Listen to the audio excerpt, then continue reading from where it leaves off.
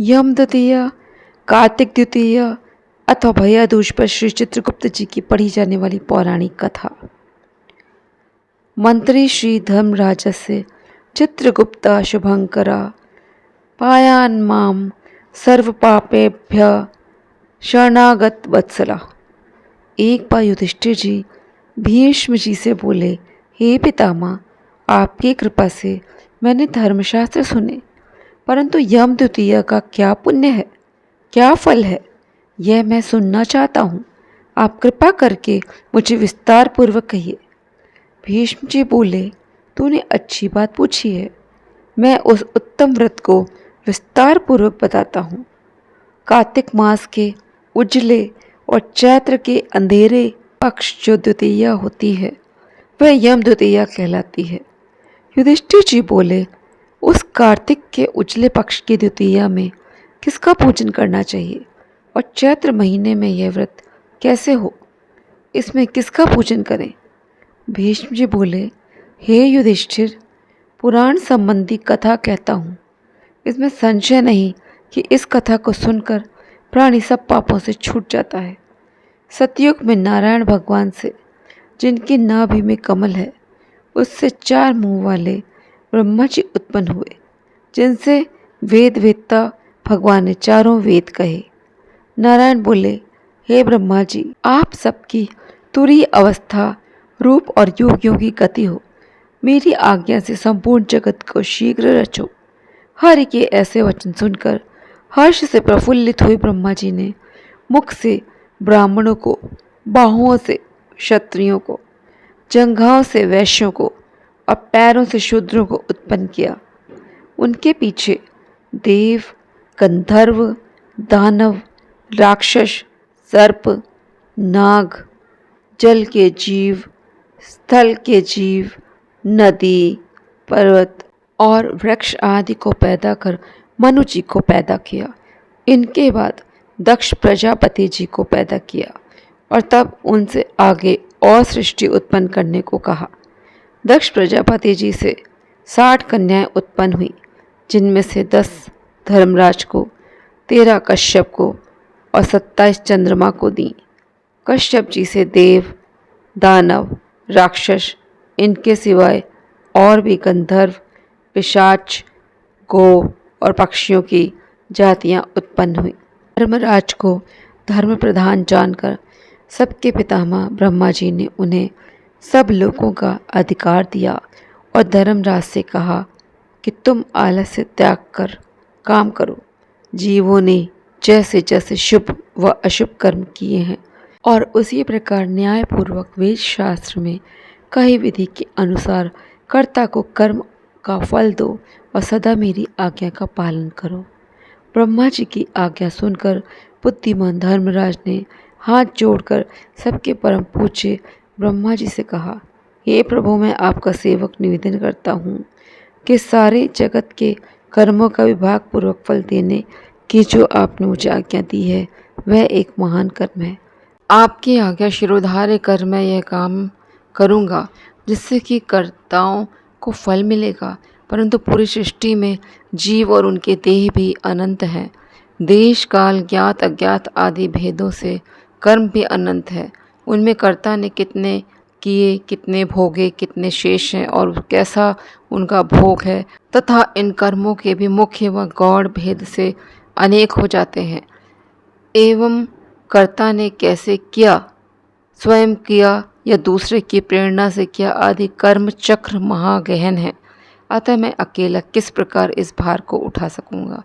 इसलिए मुझे कोई ऐसा सहायक दीजिए जो धार्मिक, न्यायी, बुद्धिमान, शीघ्रकारी, लेख कर्म में विज्ञ, चमत्कारी, तपस्वी, ब्रह्मनिष्ठ और वेद शास्त्र का ज्ञाता हो। धर्मराज के इस प्रकार प्रार्थना पूर्वक किए हुए कथन को विधाता सत्य जान मन में प्रसन्न हुए और यमराज का मनोरथ पूर्ण करने की चिंता करने लगे। तब ब्रह्मा जी ने कहा, हे धर्मराज, तुम्हारे अधिकार में मैं सहायता करूँगा। इतना कह ब्रह्मा जी ध्यान मग्न हो गए। उसी अवस्था में उन्होंने 1000 वर्ष तक तपस्या की। जब समाधि खुली तब अपने सामने श्याम रंग, कमल नयन, शंख की सी गर्दन, गूढ़ सिर, चंद्रमा के समान मुख वाले, कलम तबात और पानी हाथ में लिए हुए, महाबुद्धि, देवताओं का मान बढ़ाने वाला, धर्माधर्म के विचार में महाप्रवीण लेखक, कर्म में महाचतुर पुरुष को देख उससे पूछा, तू कौन है? तब उसने कहा, हे प्रभु, मैं माता पिता को तो नहीं जानता, किंतु आपके शरीर से प्रकट हुआ हूँ, इसलिए मेरा नामकरण कीजिए और कहिए कि मैं क्या करूँ। ब्रह्मा जी ने उस पुरुष के वचन सुन अपने हृदय से उत्पन्न हुए उस पुरुष को हंसकर कहा, तू मेरी काया से प्रकट हुआ है, इसमें मेरी काया में तुम्हारी स्थिति है, इसलिए तुम्हारा नाम कायस्थ चित्रगुप्त है। धर्मराज के पुर में प्राणियों के शुभाशुभ कर्म लिखने में उसका तू सखा बने, इसलिए तेरी उत्पत्ति हुई है। ब्रह्मा जी ने चित्रगुप्त से यह कहकर धर्मराज से कहा, हे धर्मराज, यह उत्तम लेखक तुझको मैंने दिया है, जो संसार में सब कर्म सूत्र की मर्यादा पालने के लिए है। इतना कहकर ब्रह्मा जी अंतर्ध्यान हो गए। फिर वह पुरुष चित्रगुप्त कोटि नगर को जाकर चंड प्रचंड ज्वालामुखी काली जी के पूजन में लग गया। उपवास कर उसने भक्ति के साथ चंडिका जी की भावना मन में की। उसने उन्मत्ता से चित्त लगाकर ज्वालामुखी देवी का जप और स्तोत्रों से भजन पूजन और उपासना इस प्रकार की है। हे जगत को धारण करने वाली, तुमको नमस्कार है। महादेवी, तुमको नमस्कार है। स्वर्ग, मृत्यु, पाताल आदि लोक लोकांतरों को रोशनी देने वाली, तुमको नमस्कार है। संध्या और रात्रि रूप भगवती, तुमको नमस्कार है। श्वेत वस्त्र धारण करने वाली सरस्वती, तुमको नमस्कार है। सत्य, रज, तमोगुण रूप देवगणों को कांति देने वाली देवी, हिमाचल पर्वत पर स्थापित आदिशक्ति चंडी देवी, तुमको नमस्कार है। उत्तम और न्यून गुणों से रहित वेद की प्रवृत्ति करने वाली 33 कोटि देवताओं को प्रकट करने वाली, त्रिगुण रूप, निर्गुण, गुण रहित, गुणों से परे, गुणों को देने वाली, 3 नेत्रों वाली, 3 प्रकार की मूर्ति वाली, साधकों को वर देने वाली, दैत्यों का नाश करने वाली, इंद्रादि देवों को राज्य देने वाली, श्री हरि से पूजित देवी, हे चंडिका, आप इंद्रादि देवों को जैसे वरदान देती हैं वैसे ही मुझको वरदान दीजिए। मैंने लोगों के अधिकार के लिए आपकी स्तुति की है, इसमें संशय नहीं है। ऐसी स्तुति को सुनकर देवी जी ने चित्रगुप्त जी को वर दिया। देवी जी बोली, हे चित्रगुप्त, तूने मेरा आराधन पूजन किया, इससे मैंने आज तुझको वर दिया है कि तू परोपकार में कुशल, अपने अधिकार में सदा स्थिर और असंख्य वर्षों की आयु वाला होगा। यह वर देकर दुर्गा जी अंतर्ध्यान हो गई। इसके बाद चित्रगुप्त धर्मराज के साथ उनके स्थान पर गए और वे आराधना करने योग्य अपने आसन पर स्थित हुए। उसी समय ऋषियों में उत्तम ऋषि सुशर्मा, जिसको संतान की चाह न थी, ने ब्रह्मा जी की आराधन किया। तब ब्रह्मा जी ने प्रसन्नता से उसकी इरावती नाम की कन्या को पाकर चित्रगुप्त के साथ उसका विवाह किया। उस कन्या से चित्रगुप्त के 8 पुत्र उत्पन्न हुए, जिनके नाम ये हैं: चारु, सुचारु, चित्र, मतिमान, हिमवान, चित्रचारु, अरुण और 8वां अतीन्द्रिय। दूसरी जो मनु की कन्या दक्षिणा चित्रगुप्त से विवाही गई, उनके 4 पुत्र हुए। उनके भी नाम सुनो: भानु, विभानु, विश्वभानु और वीर्यावान। चित्रगुप्त के ये 12 पुत्र विख्यात हुए और पृथ्वी तल पर विचरे।